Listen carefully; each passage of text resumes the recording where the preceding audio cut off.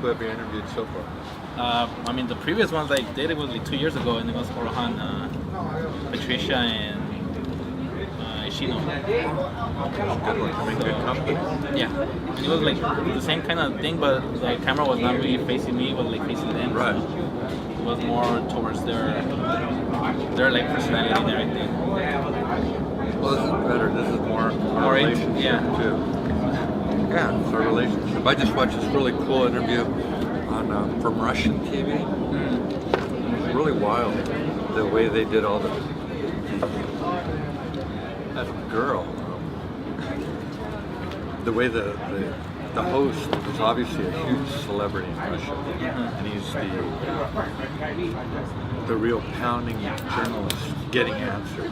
Just the way they presented him, all the photos leading up to it, the interview, and he's interviewing Sting. At first he starts naturally speaking in Russian to the camera, then he turns to Sting, and he has this perfect English. People who from Russia who speak English, their English is usually just so perfect. And I guess it could be the actual diction, but all the pronunciation is the same. So I can meet people from Russia, and the only thing out here is maybe this slight accent in the back, but their English is always perfect. Kind of takes the fun out of it. Yeah. Water will flow.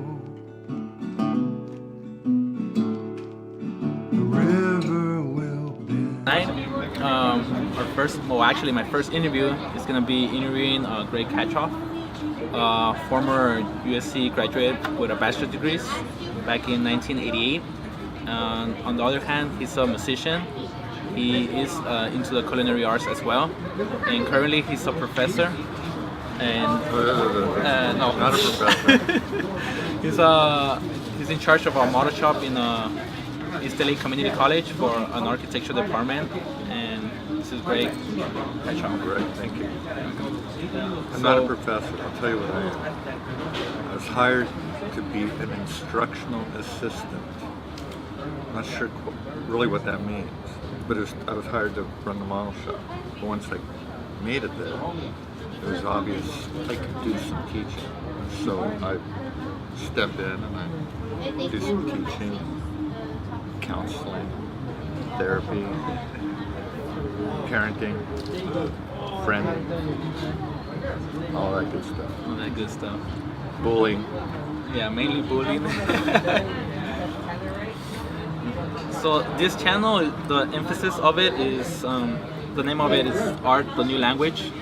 And in your point of view, how do you see art changing the whole linguistic of small communities and how it will help them for a better future, I'll say? How would you define art in your own language? How do I define art? Art is the universal form of communication. You don't have to use a verbal language to put an idea across, to get a statement across. I mean, art's always been about statements. And it could be real simple statements, it could be personal statements that the artist is getting across regarding their personality, their views. It could be bigger, broader statements, political statements, humanitarian statements. It could just be about beauty. And if you think about the more classic painters, just getting into something from the Renaissance, from Renoir or Rembrandt, you're just looking at beauty, the study of light. I think that this all came after the introduction or the understanding of perspective. And what is their art about? Their art was commerce, making money. Literally, just no different than artists today. They're painting to make a buck, had to make a living. So they, even Rembrandt was painting, but had a whole staff of painters also, so he could start a painting until his student Hernan finished his painting. Yeah. And that's why collectors will say, well, it was started by Rembrandt. It's a Rembrandt from the Rembrandt studio, from the Rembrandt house. They could tell little differences, whether it was actually completely painted by Rembrandt or started by Rembrandt and completed by one of his other artists, but they'll even know who that artist is. So where does art stand within that? I guess it really depends on each artist, how they're trying to communicate. Whether it be fine art, painting, or music, culinary, it's communication. Yeah, because art does have a bigger branch in many other, say, degrees or studies, and then you do carry at least a couple of them. Like as a musician, like when was like the first age that you felt that music was in you, and how do you express music? I know currently you have a band called Los Honeys, and your older son is part of it as well. I have two bands. I have my band, which bears my name, and it's called Junk Shop Republic. Then I have the other, Los Honeys, which is with my son in it and two other friends. I started being involved in music at a very early age. I was heavily interested in before. I remember putting Beatles records on and Sherman's records on and playing to it, pretending I was playing to those records. I loved it. And I was,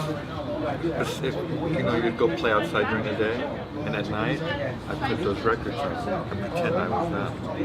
Pretend I was the Beatles, pretend I was Herman. And that was the real introduction. Then I'd go to church, this Catholic church. Literally, we could walk there from here. And I was singing, I knew all the choir songs. I could do the entire church song service in music because I had it memorized. It was still music. You know, car radio was always on. My dad always had it on Mexican radio.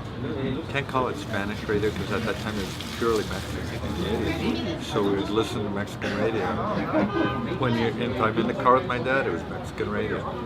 And even if some old, from the 60s, even some old Mexican rock bands would come on, they were on the radio.